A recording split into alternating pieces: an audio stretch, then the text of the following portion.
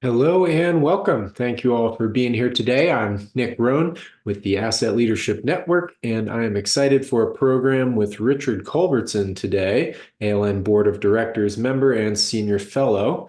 But we'll get to Rich in just a moment. First, we want to thank our patron members, Jacobs, Mantech, Onuma, ABS Quality Evaluations, and CGI, as well as all our organizational members for making programs like this possible.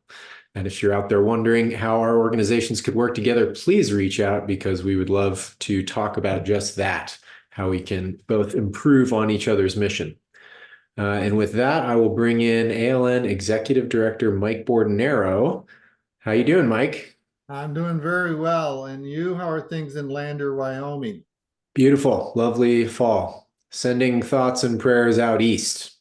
Yes, we have many colleagues who are in the southeast and are having challenges with electricity and communications, and it's very personal, and Yeah. it drives home the importance of asset Asset management management. as a risk protection activity. We cannot necessarily stop natural disasters, but by doing things like having our organizational assets registered properly and having asset lists, it helps the insurance process so much more. So no more important effort of asset management than to help with these disaster situations. So anyway, I'm sure you all know that. Here's some things that you don't know. The Asset Leadership Network is working with one of our members, Guidehouse, to establish some training and mentorship activities for the architect of the Capitol. This is all in planning stages, but we want to let you know that this is how we are able to support our members and their clients.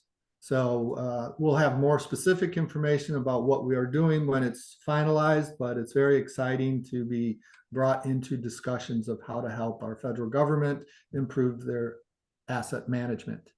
And before we move on with Rich is the one who started the idea of establishing a mentorship program. So thanks to that, Rich. And we'll be talking 55,010 and a special commentary about a inspector general audit of the Department of Transportation that shines a light on the value of following the precepts of 55,010.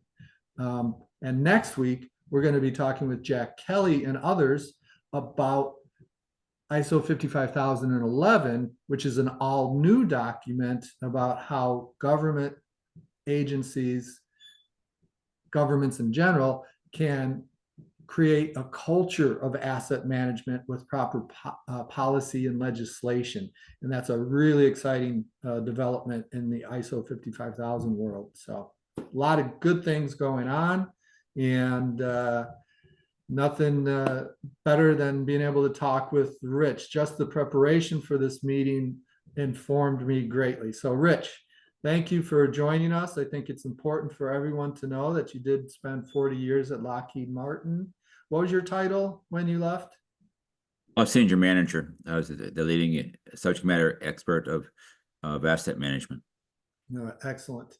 And he's been a volunteer at ASTM, was instrumental in getting the US involved in the ISO 55000 movement and instrumental in ISO 55000. So thank you for all the work you've done for standards in general and for Asset Leadership Network. One of the people I consider a founding member.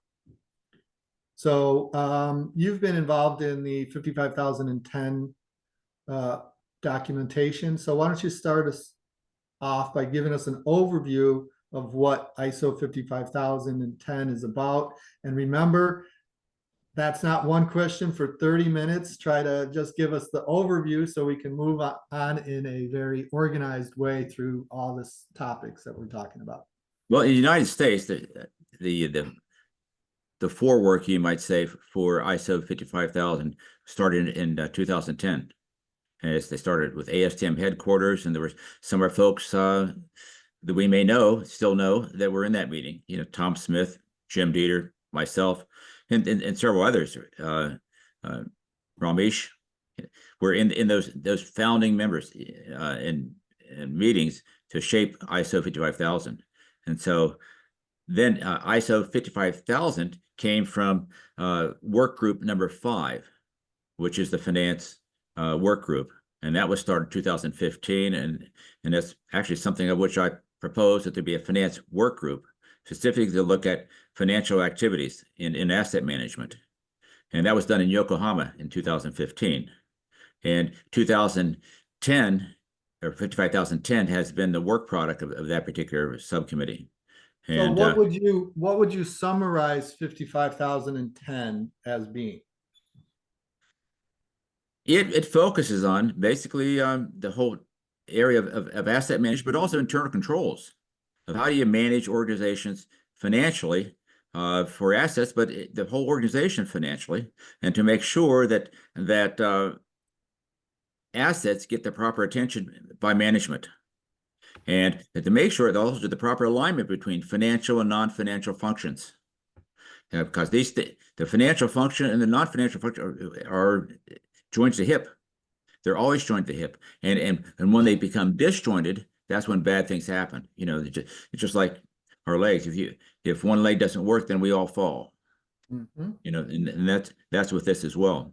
And I think when we talk a little bit later about the audit of IG and DOT, you can kind of see that, when things just fall apart.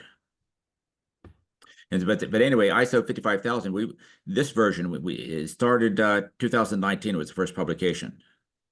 And since there's a lot of changes in ISO 55000, ISO 55001, it was determined we would also kind of update ISO 55010. Now, if I were installing, and looking very carefully at ISO 55000, I would say take a quick look at 5,000, then go to 10, because it gives an idea how to implement ISO 55000. There are examples of that. There's multiple appendices for that, as opposed to going ISO 55001, which is the audit guide, all the audit questions. So it's better to understand what the overall requirements are before you get to the audit guide. Excellent. So Rich was the first person who I ever heard use the phrase internal controls. And this 55,010 is guidance on that. So I'm using a cheat sheet that we'll make available to people after the presentation that Rich prepared. And it says that enabling the realization of value derived from the implementation of assets. And 55,010 is the guidance on the alignment of the financial and non-financial functions of asset management. Yeah, and here again, the whole package of ISO 55,000, 55,000, 55,001, 2, 10, 11, all those things, they should be read concurrently to understand what in fact is applicable to your organization. Normally, when we talk about internal controls, particularly in the compliance area, you look at what is applicable. If determined ISO 55,000 itself is not applicable because it may give a bunch of definitions and those things, but I think it is applicable, but you don't know whether something is applicable or not applicable unless you in fact do the survey and are knowledgeable as to what is applicable. And that applies to laws, regulations, standards, internal policy.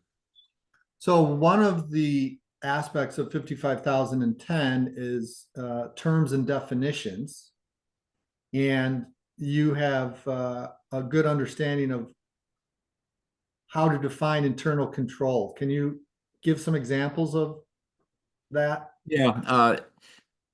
Let me just start a little bit. Internal controls, first, it's a very old concept. Like in the 1700s, we also hear internal controls in the Securities Exchange Act of 1934 requires internal controls. And so internal controls. Rich, please get to what an internal control definition is. Okay. I'll give you precisely what it is. Okay.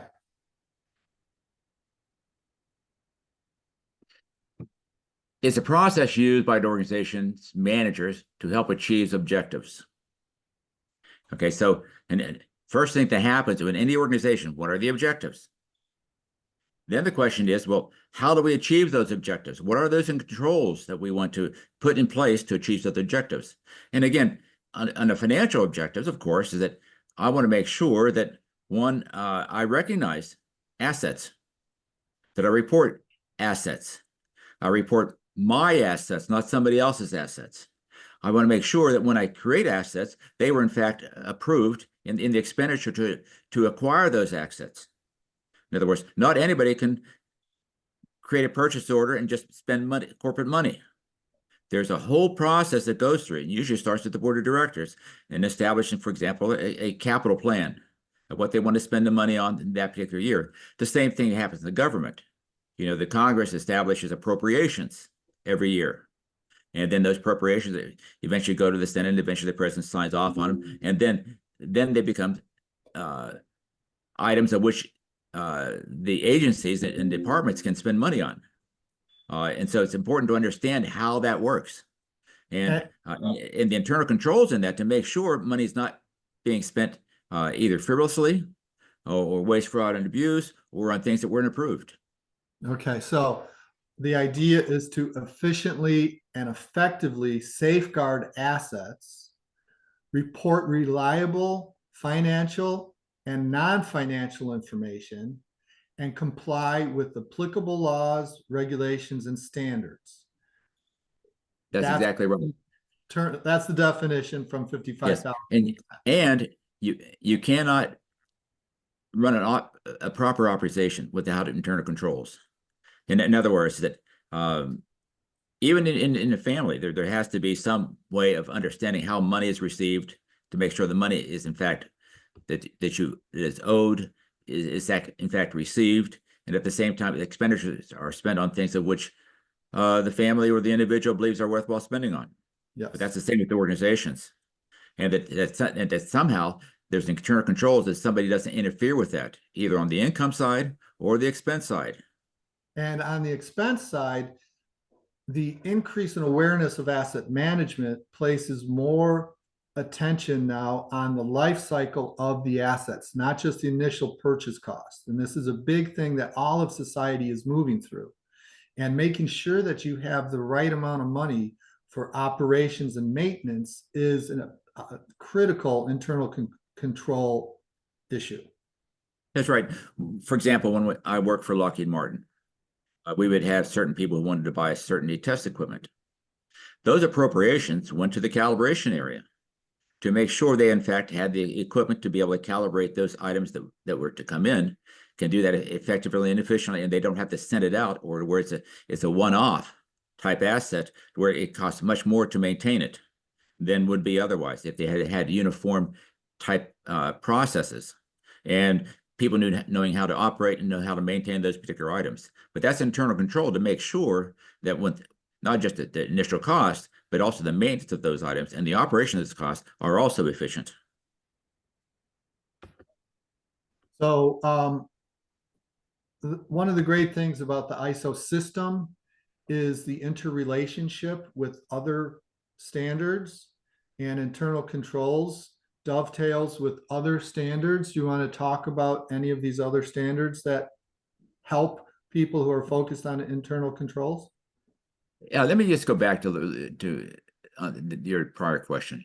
Okay. About the importance of things is prevent, identify waste, fraud, and abuse, and mismanagement, including due diligence omissions, and procrastination.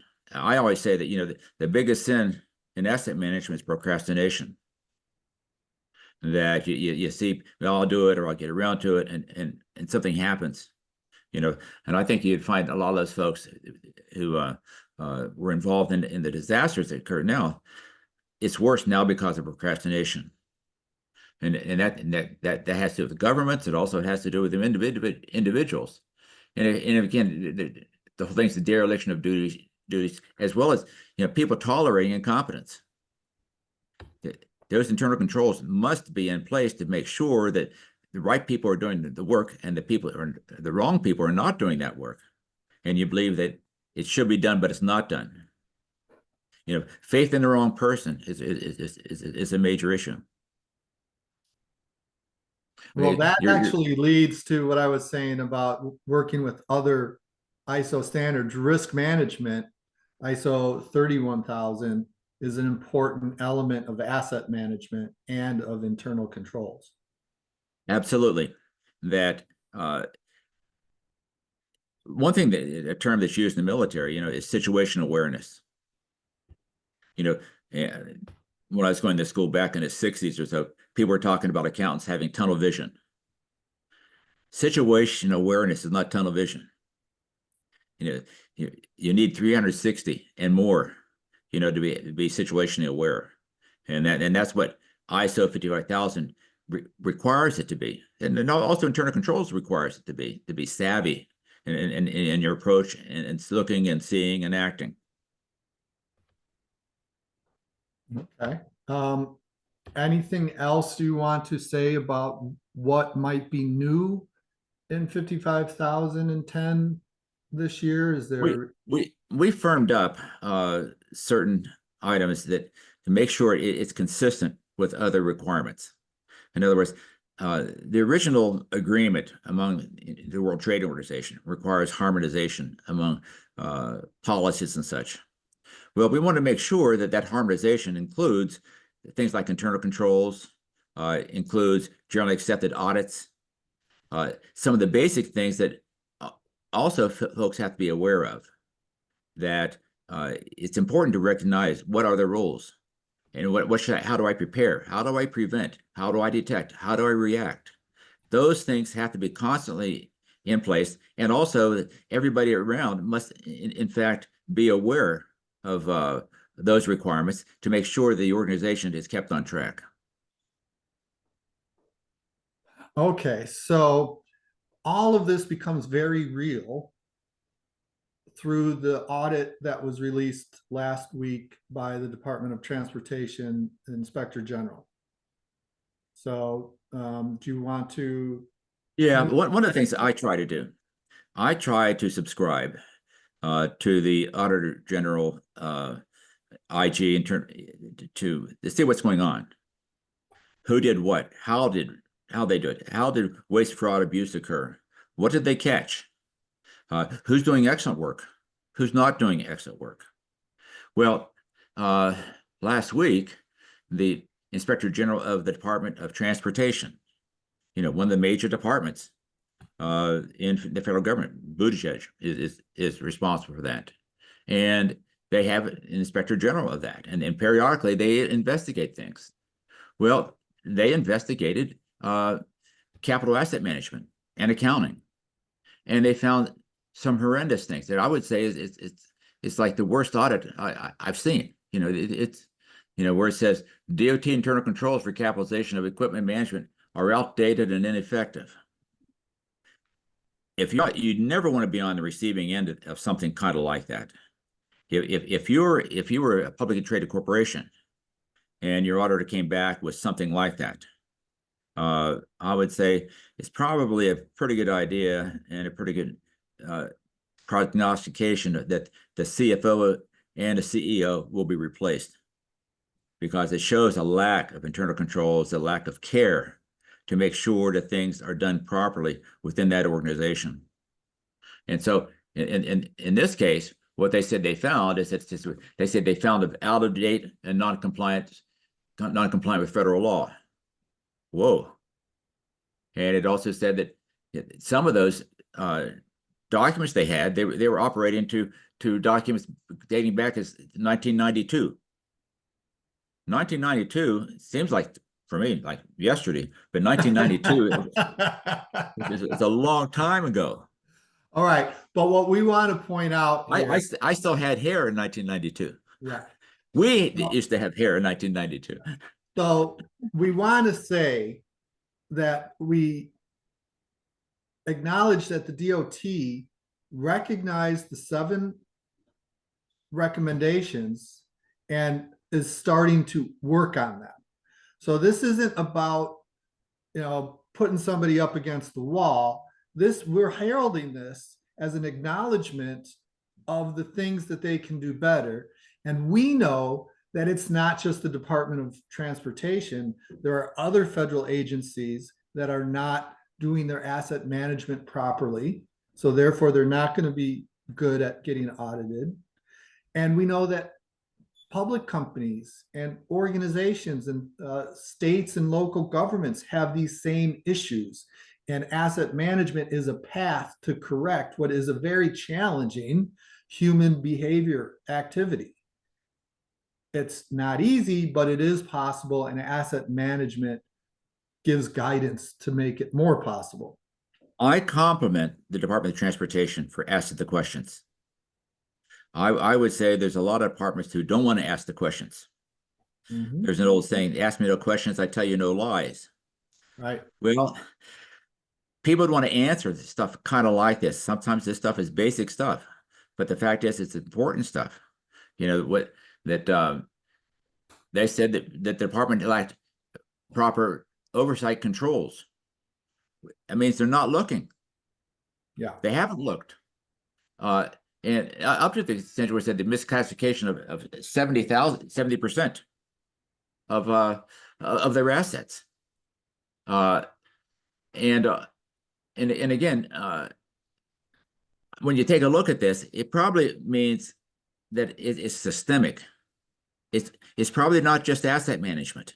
It's probably other areas that they didn't look at. And so asset management is a management system that can be used to help resolve some of these audit issues and then further address what Rich is saying is a systemic problem. Now, here again, with the whole thing of internal controls and audits normally not only financial, but non-financial or performance audits. And so the question becomes is that, well, what is going on there? If the financial records are not proper, what makes you think that performance of actually doing the work for the Department of Transportation is working as well? And I think probably some of us could think and say, well, there's been problems in there, and it may be an issue of whack-a-mole. The problem comes up, deal with the problem, but the problem is that perhaps the problem shouldn't have come in the first place because it should have been efforts to prevent the problem rather than reacting to the problem. And that's what audits like this should do. And eventually, I think with this, we will see some corrections in place that will, in fact, help this organization and other organizations to act properly. And I will say this too, is that when we talked about the government property, within the government, that's basically controlled by GSA. Now, GSA, however, has its own requirements how to manage government property. And they're pretty consistent, too, with the federal acquisition regulations and how contractors manage that same property. Now, one difficulty, however, in difference is that the capitalization thresholds for some of these government agencies, like for DOD, it's $1 million for capital assets. That's the capitalization threshold. DOT is $100,000. Now, one of the things that was required in here, which they didn't do in 2018, that the federal government created a law that said that internal capital assets had to be inventoried annually. Somehow they missed that altogether. And I assume that DOT is not the only one who missed that, all right? Because I haven't heard a whole lot of pain, from other folks claiming that why do we have to do an inventory annually for capital assets of government property? Now, that requirement is not on the basis of property held by government contractors. So that whole issue has not been resolved yet. I haven't heard anybody talking about it, but the fact is that's been in place since 2018. So, and it's not just the federal government. You're well aware of this in the utility industry also. Oh, yes. The thing is that Department of Transportation, they have a portion that oversees utilities, public utilities, particularly gas utilities. And so say, for example, that under gas utilities, the concept of that is that that each utility is required essentially by law to receive an adequate return on their investment. Well, in the government contract, we recognize, well, adequate return on investment based upon spending. Well, that sounds like a cost plus percentage of cost type arrangement versus a performance arrangement. And so for utilities, it sometimes the incentive is to spend money versus to save money or to spend money prudently. The incentive is, in fact, to spend money. And if the Department of Transportation does not recognize careless spending on the part of utilities, then those costs get passed on to customers, and those customers suffer from that. So, as I say, that it's just not their internal problems, but their internal problems also can influence their external responsibilities. So, do I think that internally it's bad, and they'd have a much better handle on managing government utilities? No, I don't think so at all. Matter of fact, my observations show it goes beyond that of really understanding what is a capital asset, what is not a capital asset. I mean, I've heard for example, one utility saying, well, we're going to capitalize a pipe so long as it's over a foot. You know, here we have DOT. Their capitalization is $100,000. The DOD is $1 million, and you have this public utility capitalizing 87 cents, and that's about the cost of a plastic pipe that's a foot long. And so you see things kind of like that, and you say, wait a second, there's something wrong with that. And so it's important, though, that all this kind of work together to where you don't have just one center of excellence, or do you have it, not center, but total disaster, systemic disaster in the management of property. So what it is for us in asset management experts is trying to find out really how bad is this.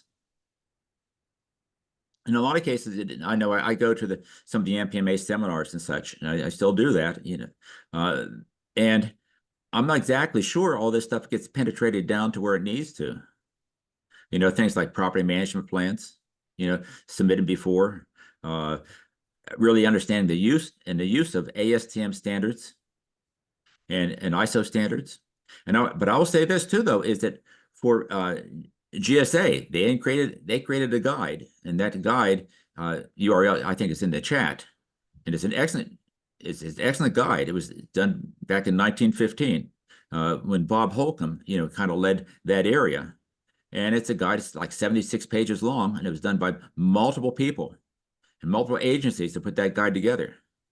Now the question becomes: is that did the Department of Transportation not read the mail? Did they understand that guide is there for a purpose? And when you're talking about guides, is it, that guide has about like 37 shall statements or must statements, the same with like 47 should statements. And when we take a look at a should statement within the federal government, that's just not something discretionary. That's something that is expected to occur. If it doesn't occur, there's supposed to be justification why they didn't follow the should. And so all these things need to try to come together, and it's important that people speak up. They see, they report.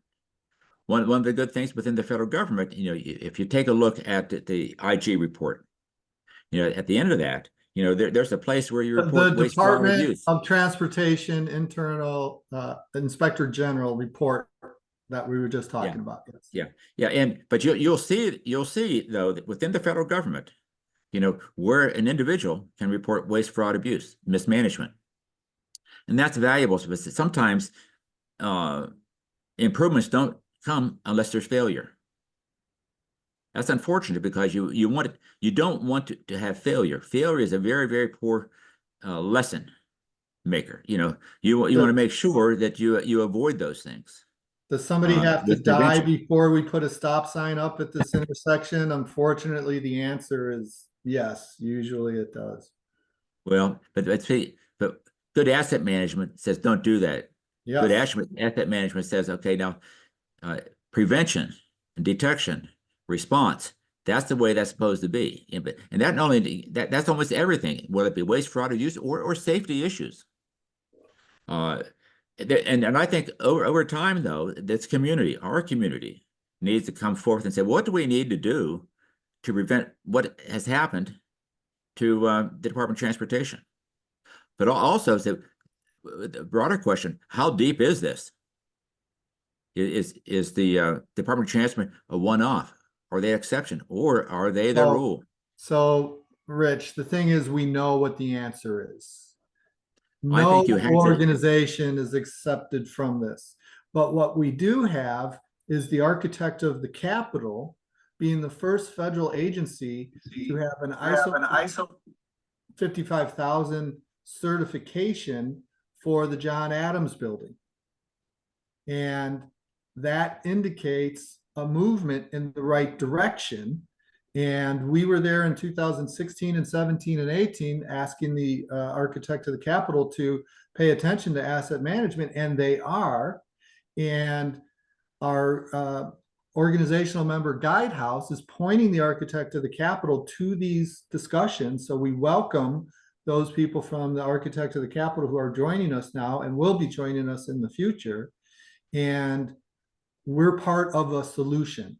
And it's great that Pete Buttigieg had the Inspector General report the problems and make them transparent so that the corrective action can begin happening. And if anybody can connect us to the Department of Transportation, we'd love to offer insights and expertise and help in the Department of Transportation addressing these types of issues also. That's right. And the thing about it is that as an individual, it's important to be aware. And to be aware, I know that I belong to the National Property Management Association. I belong to the National Contract Management Association, ASTM, ISO, all these things that are important. And no one has the handle on all the truth. It's good to see different approaches and what's successful, what is not successful. I think we can learn though of what has happened in the past. You know, for example, some of the things that happened in the past is that there was an audit committee, but the audit committee only looks at financials. They don't look at procurement. They don't look at property management. They don't look at materials. They don't look at earned value. They don't look at quality. There's a whole series of things in those business systems that actually need the same type of oversight as the financial, but it requires experts to be on those audit teams, audit committees. So I think in the end there have to be something. In other words, the status quo, I think, is proven is not successful. It's not effective, or it's not reliably effective. So what needs to happen is changes of how we manage, and from the top all the way down. And like I said, the architect of the Capitol is doing good work there. There's other federal agencies that have been consistent supporters of the ALN that are also taking the asset management approach. And we are so happy to be part of the improvement movement. So thank you, Rich, for providing these insights and making us aware of things like this Inspector General report. And thank you to all the audience for participating today. And as I said, special welcome to the folks from the Architect of the Capitol. And we have somebody who raised a hand if they want to go ahead and ask a question. It was Marty, Mike. Okay. Let's I allowed him to talk if he wants to, but oh, there he is. Okay, so yeah, I got my mic open. I thought we would well, I guess I'd like to ask a question as the chair of subcommittee 5307 and ASTM on sustainable asset management. I put out a request, and actually I got a work item concerning bridges and cargo ships. It turns out that after a little discussion, somebody also within the E53 group said, you're going down the wrong path. Originally, I was saying that something needed to happen on the ship and have that addressed within E53. And he said, no, what the problem with the Baltimore Francis Scott Key Bridge collapse was that the bridge was built in 77, I think. And there were a class of ships that were in mind when they designed the bridge. So what ASTM should do is say that any cargo ship bigger than what the bridge was designed for should submit a plan for how they're going to navigate in line with the idea that their ship is outside of what the bridge was designed for. So I thought maybe I'd ask you, is that the proper approach for something that was so important in the transportation field? The way I look at it, so many things are true. What the person said is true. What also is true is that over time, someone should have looked at to ask the question, what's the worst scenario? What's possible? There's a saying of, the things that can go wrong will go wrong. And so I think that's the approach to take, to what in fact can go wrong. Then try to address those. But you try to build in, mistake-proof type processing. How do you prevent that? And that takes some thinking, because a lot of times people would rather have things close to them or cost less. And on all those things may in fact be the source of a future problem. Yeah. I guess what I've discovered over a little bit of research is that the system essentially has been captured by the shipping industry, where it's the Coast Guard that's supposed to be inspecting ships, but since they're so stretched thin, sometimes they don't check ships. So, right. Yeah. So that's the apparent problem with the shipping industry right now, is that they say, oh, well, we need more shipping, more goods. So they build these things, and they build them to go under bridges that they weren't designed for. So it's a tough thing, because I was trying to get people to join my committee and write the standard, but nobody in the pilots or the captains, or they said, no, while this thing's being litigated, I don't want to have any part of saying anything. So that's kind of unfortunate. But the fact is that, somehow there has to be people out there that do have that type of knowledge. And here again, there are certain basic truths that apply to that industry that applies to other industries. And those basic truths must also, first of all, take place. The other thing is the whole thing of triage. In a lot of cases where there's limited resources, people do triage. Well, sometimes that's the wrong solution on major issues, because just because a ship didn't run into the bridge before doesn't mean it won't happen in the future. Those anomalies still must be built into the controls, because like now it's a catastrophic type occurrence where people died, and also overall money. It would have been much more efficient to prevent than it is to clean up. Yeah, and I think that's what they're finding in Baltimore. That's all I have. Thanks. And internal controls, I think, would have highlighted some of the deficiencies. And there were reports that a tugboat was not available, but they went ahead and shipped out anyway. They should have had a tugboat nearby to help if something had gone wrong. Yeah, but under internal controls, the first thing is operations, effective and efficient operations. Part of that is the protection of assets. So in that case, there wasn't adequate protection of assets on the ship itself. The ship lost power. What happened? Ships normally don't lose power. This one did. At the same time, things were not in place in case the ship did lose power, what happens then? Thing of it is, ships can be unmoored. You have a large hurricane, and you can see what happens to small boats and such in those hurricanes. And so how do you prevent things like that? Well, something has to move. Yes. Something has to be protected. And that occurs just not only in Florida, but also in places like Baltimore, because they can have hurricanes up there. We're getting into a lot of specifics of asset categories and details. Right. We wanted to paint the picture of the importance of internal controls. I think we've done a really good job of establishing that. And what I'm going to do is show the secret